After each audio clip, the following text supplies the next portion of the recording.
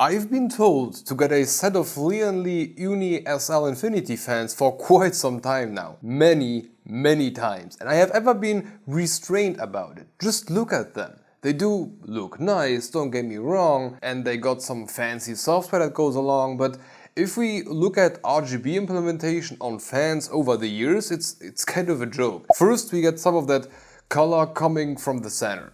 They got it. Then somebody thought, yeah, hell, let's put a thin stripe in there.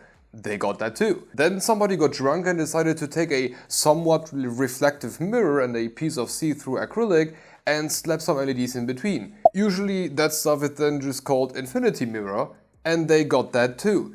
Even 3 of them. So my initial impression of those was simply put a gimmick. Nice to look at, but that's about it. Then we got ourselves a pack and I realized that the frame is a lot thicker than I expected, and compared to things like a Noctua NF-A12x25, the wingspan was kind of ridiculous. But I was wrong. I was very wrong. Those fans shocked me a lot. But let's start at the beginning. A triple pack of those UNI SL Infinity fans comes with a whole bunch of stuff. 3 fans, of course, 4 of those single proprietary connection cables, a 1-to-2 proprietary cable splitter, a bunch of screws, and a controller with 2 SATA power, 1 USB 2.0 header and a 3-pin ARGB header already pre-installed. Doesn't sound too complicated, right?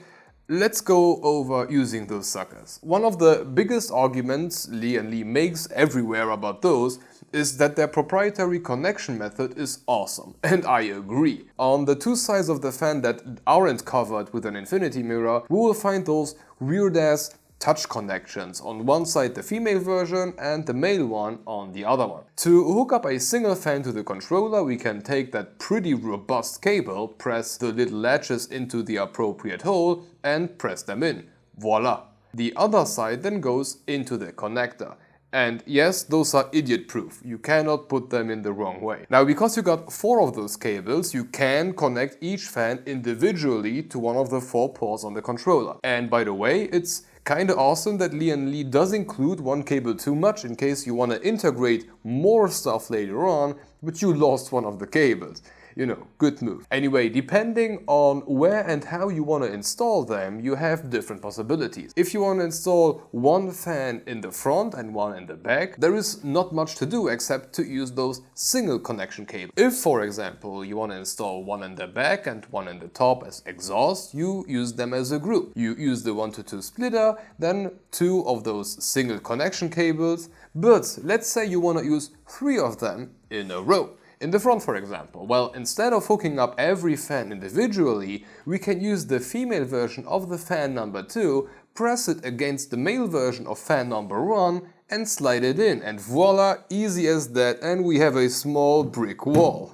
So far, cable mess avoided. Yes, it's proprietary as f***, and I am no fan of those things, but it really works well and is really robust, like more robust than the usual stuff. Okay, at that point we have everything connected to the controller. This one requires power, and in case you are thinking about maxing out the controller, we've got another SATA power. Just in case, you know, but just connect both and you will be good no matter what. And by the way, by default, each connector, or each cluster as they call it, can support 4 of those fans, so 16 in total. Okay, from here stuff gets pretty straightforward. USB header to USB header, 3-pin ARGB to 3-pin ARGB, PWM to PWM, the usual stuff. However, here also a little mimimi from my side. I understand that you need to have a controller to fully utilize whatever you can do with this, but pass-through ARGB and pass-through PWM does not require a powered controller, and I would have liked to see that. Right now, as it is, you need to power on the controller to make the fans do anything, even just the PWM signal coming from the motherboard. And if you want to pass through ARGB, you still need to plug in the USB header,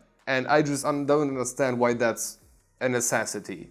Just let me pass through the ARGB and I wouldn't need to install a separate rig down there on the floor and take the cable here to make this shine. That's stupid.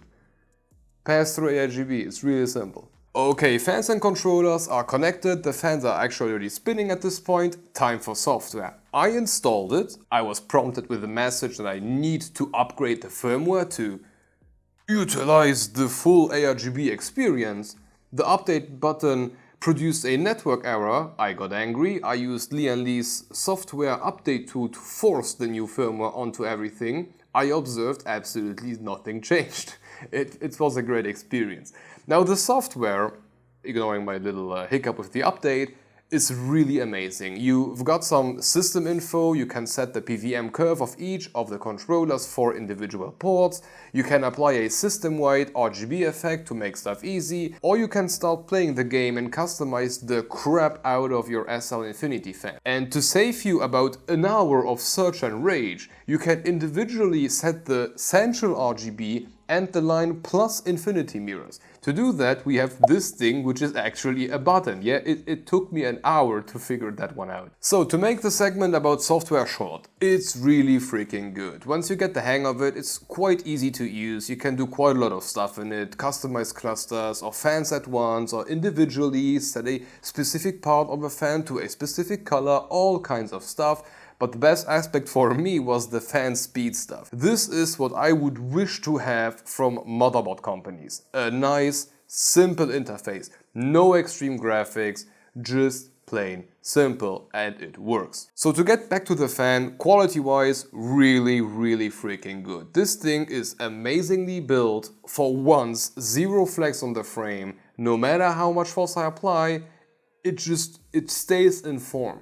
The connection system is sturdy beyond my experience. That proprietary connector will not budge if you don't want it to, and hooking up fans to each other doesn't make the whole construct fiddly at all. Just one big ass brick. And on that note, if you don't want your top or bottom fan to have those little hooks on them, you can just twist them and pull them out. Each edge of the fan is covered in a thick rubber that absorbs any additional vibrations, and even the backside got some love. In case you need to install the fan backwards, like for example on the side of an O11 case, the backside got an additional RGB ring next to the already present strips, and the center part is covered in a nice looking metal Lian Li badge. Everything really thought through, sturdy AF, nothing to nag from my side.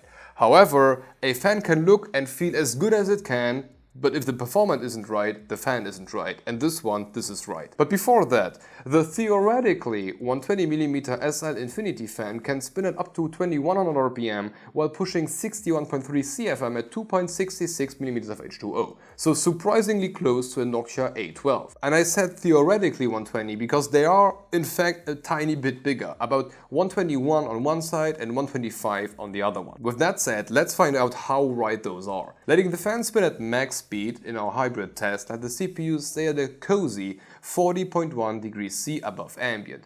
That's just 1 degree behind Noctua's NF-A12, on the same level as Be Quiet Sampling 4 Pros and Noctua's bigger NF-A14. But noise to performance, I did not think I would see this until at least end 2023. Until around 50% fan speed, those little suckers were in front of everything that I have ever tested, and if they would not have thermal throttled at the very end, they would maybe even be the best overall, but as far as above 50% speed is concerned, they are the very best.